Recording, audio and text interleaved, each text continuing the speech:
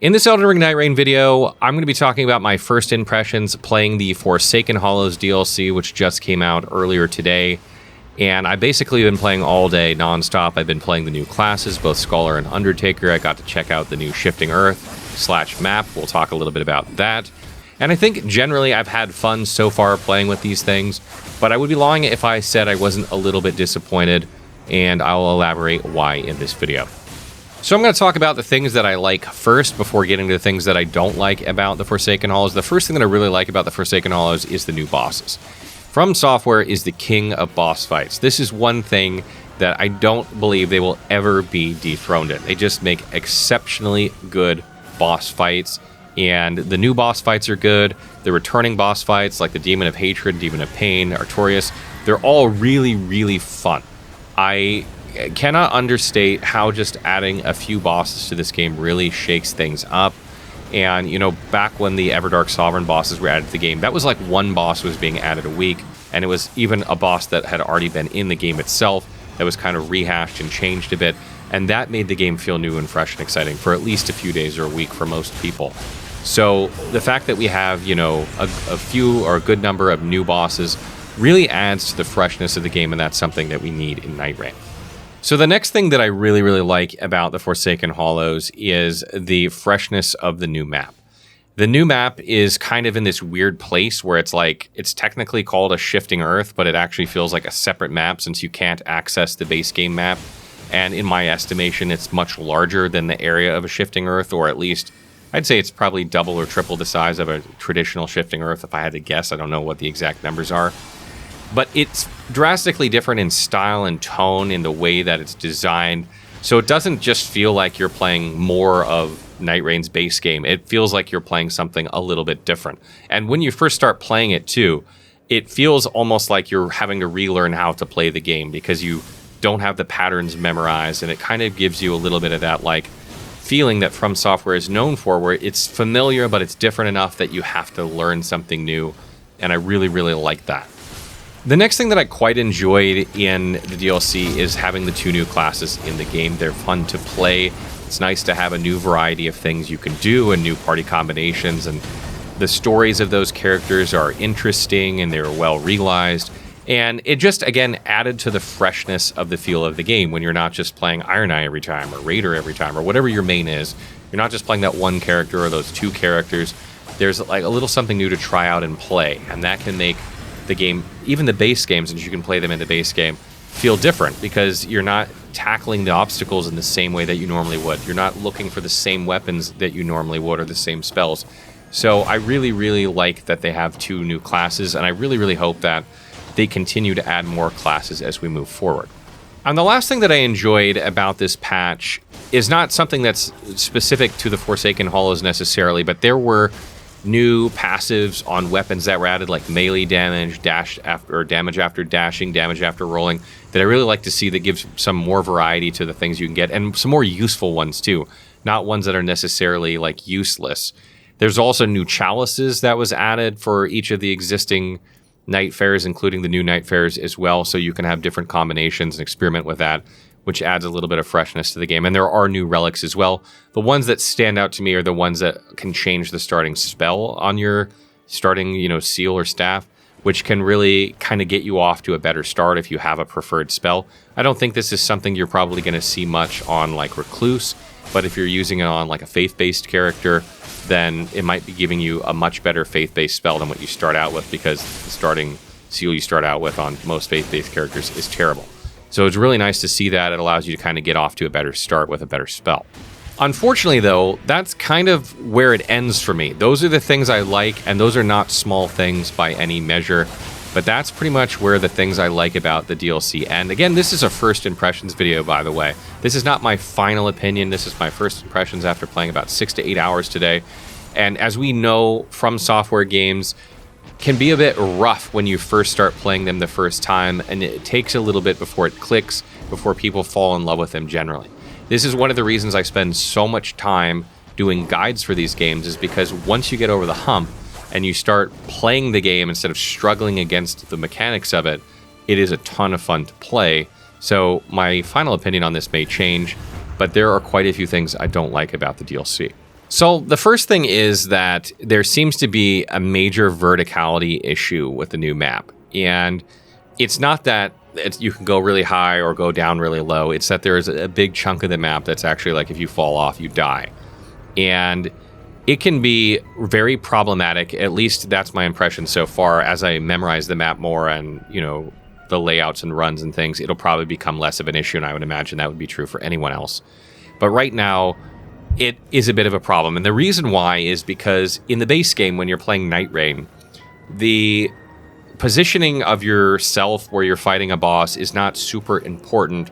If you notice that the Nightreign is starting to close, no matter where you are, even if you're on the very edge of the ring, you can run all the way across to the circle and get to the tree and fight the end of day boss, no problem. As long as you head out in a timely fashion, you will get there on time and you won't die.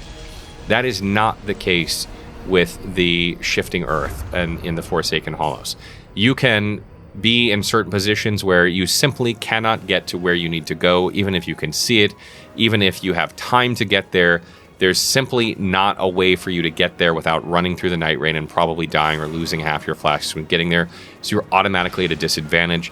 And what it does is it puts more of a focus on your positioning and where you are in the map and running around to be in the optimal position rather than fighting and combat, which I think is the best part of the game. The combat in Nightreign is my favorite combat, probably, besides maybe games like Neo 2 and the First Berserker Gone. It may even be better than that.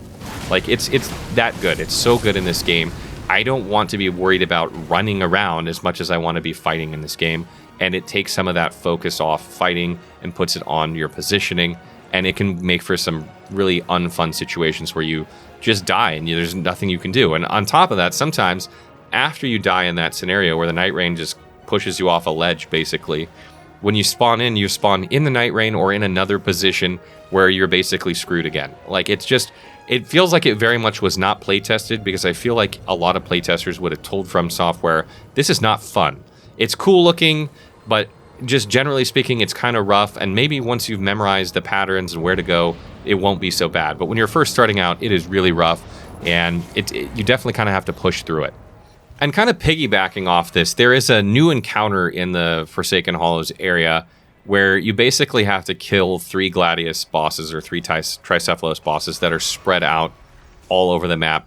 And you're basically taking damage over time while you're trying to find them. And again, if this was the base game, this would be hard enough to do on its own. But because the way the map is laid out and it's difficult to traverse and to know exactly where to go, particularly when you're new, when you get this thing, there's just no way for you to get to these things. Like, you can see where they are on the map, but you can't in a reasonable manner get to them with enough time to defeat them before the Nightreign gets in, so you're kind of screwed.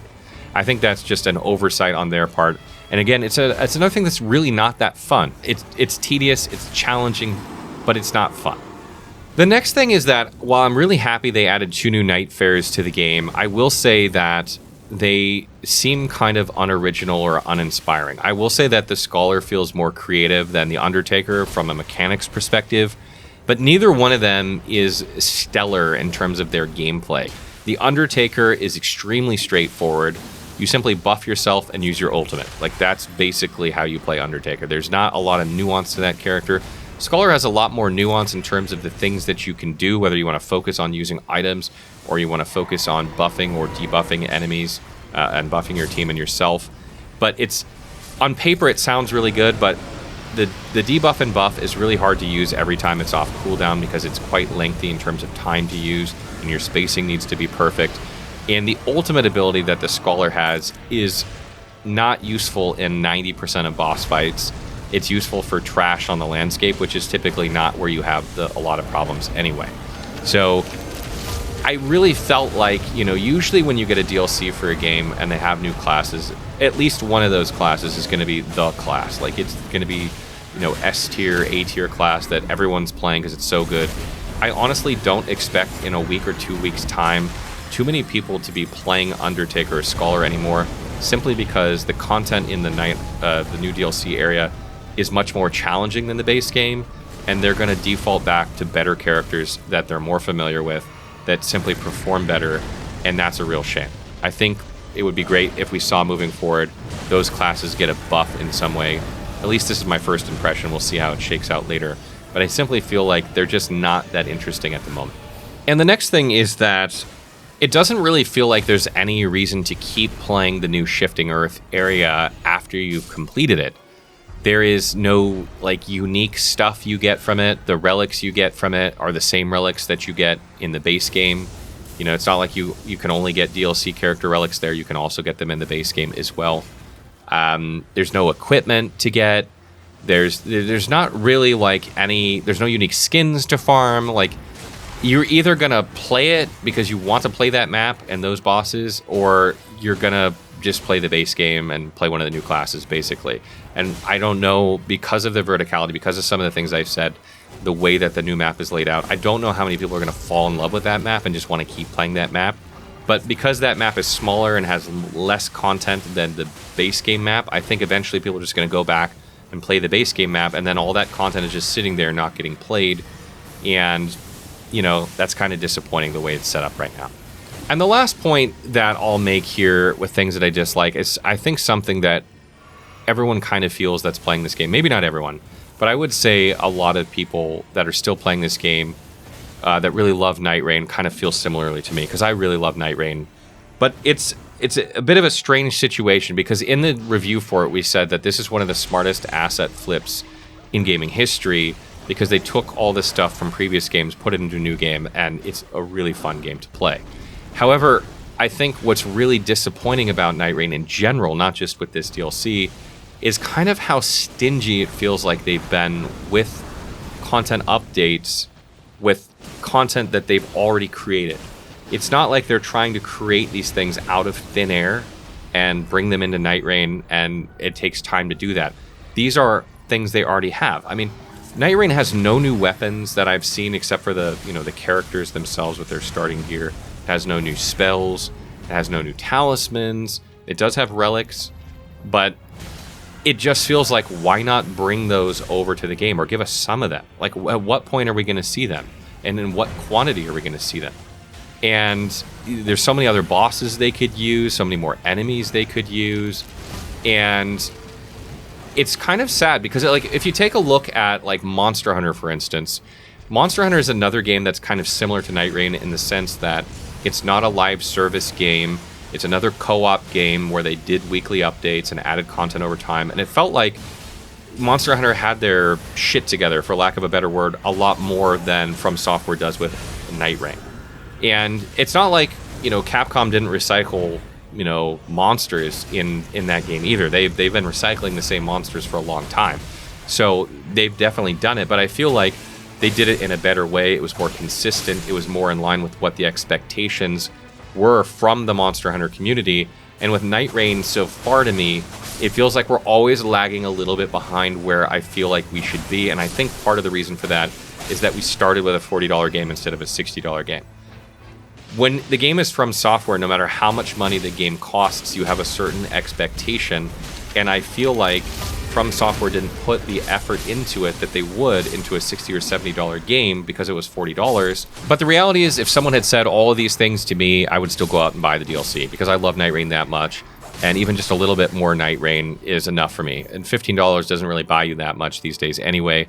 And I feel like, if you love Nightreign, you're going to play this and you're going to enjoy it to some degree. I'm just not sure it's going to be to the degree that you actually want it to be. You're going to be happy it's there. You're going to be happy to play the content. Believe me, it's still fun. I enjoy myself. I'm going to be playing, throughout the weekend, etc., doing guides and things like that. But I was hoping for a little bit more, and I hope that there will be more in the future. What do you guys make of the things I've said? Have you been playing the Nightreign DLC? What do you make of it so far? Do you love it? Do you hate it? Are you somewhere in the middle?